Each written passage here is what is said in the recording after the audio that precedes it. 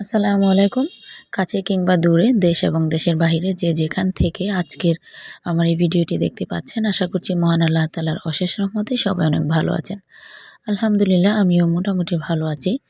তো এই যে দেখতে পাচ্ছেন এখানে অনেকগুলো ধনেপাতা অনেক বেশি করে নিয়ে আসছে, সেজন্য ভাবলাম যে এগুলোকে কাজে লাগিয়ে দিই। না হলে হয়তো ঘরে থেকে নষ্ট হয়ে যেতে পারে অথবা ফ্রোজেন করে রেখে দিতে পারবো। তো যাই হোক, আমি কি করলাম, এটাকে একটু টেস্টি করে খাওয়ার জন্য একটা ব্যবস্থা করে নিচ্ছি। তো আমি প্রথমেই এই ধনে পাতাগুলোকে আস্ত রেখেও করতে পারবেন, আবার মানে কুচি কুচি করে আর কি করতে পারবেন, সমস্যা নেই, যেভাবে আপনাদের ভালো লাগে। তো প্রথমে আমি ৫-৬টা শুকনা মরিচ তেলের মধ্যে ভেজে নিচ্ছি। তো শুকনা মরিচগুলো এভাবে করে ভালোভাবে ভেজে, যাতে করে একদম ভেতর পর্যন্ত ভাজা ভাজা হয়, এরকম করে ভেজে রেখে দিচ্ছি। তারপর এখানে কাঁচা মরিচ, রসুনের কোয়া এবং পেঁয়াজ কুচি এগুলো তেলের মধ্যে ভেজে নিচ্ছি। তো এগুলো আমি ভালোভাবে ভেজে নিব। আপনারা চাইলে কিন্তু এই রসুনটা স্কিপ করে শুধুমাত্র পেঁয়াজ দিতে পারেন, সেটা আপনাদের রুচির উপর নির্ভর করেছে। তাহলেও ভর্তাটা অনেক টেস্টি হয়। তো আমি এখানে রসুন দিয়ে দিচ্ছি আর একটু বেশি টেস্ট লাগার জন্য। তো এভাবে করে ভেজে ভেজে আমি এগুলোকে উঠিয়ে নেব। তো এখানে আমি তো কাঁচামরিচ ভেজে নিচ্ছি, আপনারা চাইলে কিন্তু যে শুকনো মরিচটা আমি ভেজে নিলাম সেই শুকনো মরিচটা দিয়েও ভর্তাটা করতে পারবেন।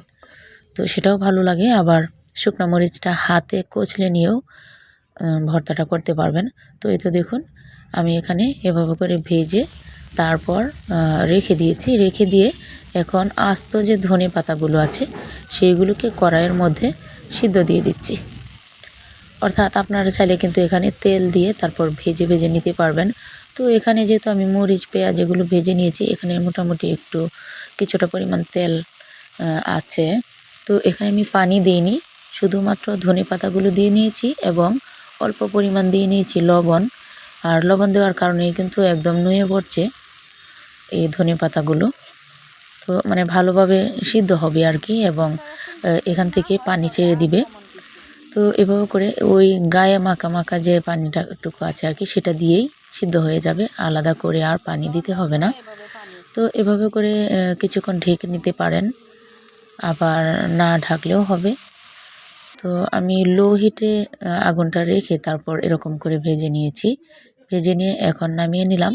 তারপর পাটার মধ্যে এটাকে বেটে নিব আর কি। আর আপনাদের কাছে যদি ব্লেন্ডার থাকে বা সময় সুযোগ থাকে আর কি, তাহলে ব্লেন্ড করে নিতে পারেন। যেহেতু এখানে অল্প পরিমাণ ভর্তা, আমি এটাকে ব্লেন্ডারের মধ্যে আর নিয়ে মাখামাখি করছি না আর কি। তো আমি পাটায় এটাকে বেটে তারপর এভাবে তৈরি করে নিয়েছি। আর সাইডে দিয়ে রেখে দিয়েছি শুকনো মরিচ দুটো এবং কাঁচামরিচ, যে যেভাবে খেতে চান সেভাবেই খেতে পারবেন।